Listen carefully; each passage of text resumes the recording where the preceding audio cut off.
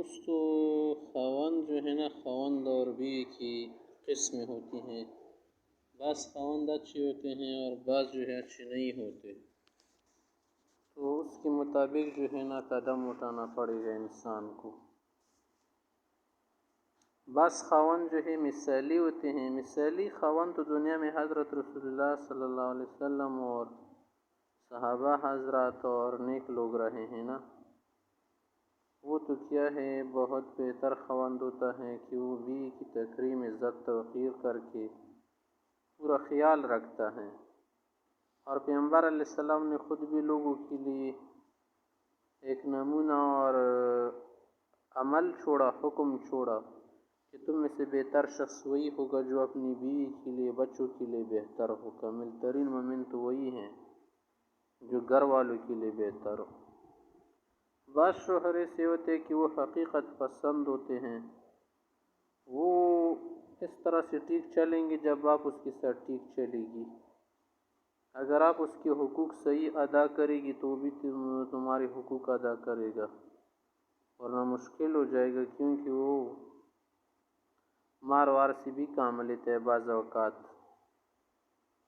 تو اسی صورت میں بھی اس کو تو حکم ہے نا کہ چہرے وغیرہ پر نہ مارے، اور خاتون کو بھی حکم ہے کہ زیادہ ڈھیٹ اور ضدی نہ بنے۔ ممکن ہے کہ اس صورت میں بیوی کی غلطی ہو۔ اور بعض خاوند جو ہے نا بہت زیادہ کیا ہوتے، شکی مزاج ہوتے ہیں۔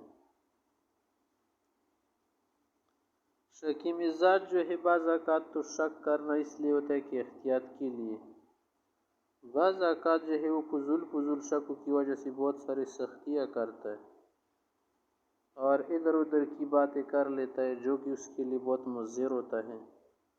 تو اسی صورت میں اس چیز سے دور رہنا چاہیے جو شک کا باعث ہو، بدگمانی کا باعث ہو، کیونکہ اس سے رشتہ خراب ہو جاتا ہے۔ اور بعض شوہر ایسے ہوتے ہیں کہ بہت زیادہ بڑوے ہوتے ہیں اور کیا ہوتے ہیں، نرم مزاج بھی زیادہ ہوتے ہیں نا، بس بیوی کی باتیں اپنے اوپر لے لیتے ہیں۔ غیر محرموں کے پاس سے بھی گزرتی ہو یا ادھر ادھر جاتی تو اس کو منع نہیں کرتا، تو اس طرح کے شوہر بھی اچھے نہیں ہوتے۔ اور بعض قسم کے شوہر ہوتے ہیں اس کو تو کوئی پرواہ نہیں ہوتی کہ بیوی جہاں جائے یا جو کچھ کرے یا جیسا کرے، تو وہ اچھے نہیں ہوتے، جیسے کہ آج کل بھی ہوتے ہیں، کیونکہ اسی صورت میں بچے بھی خراب ہو جائیں گی۔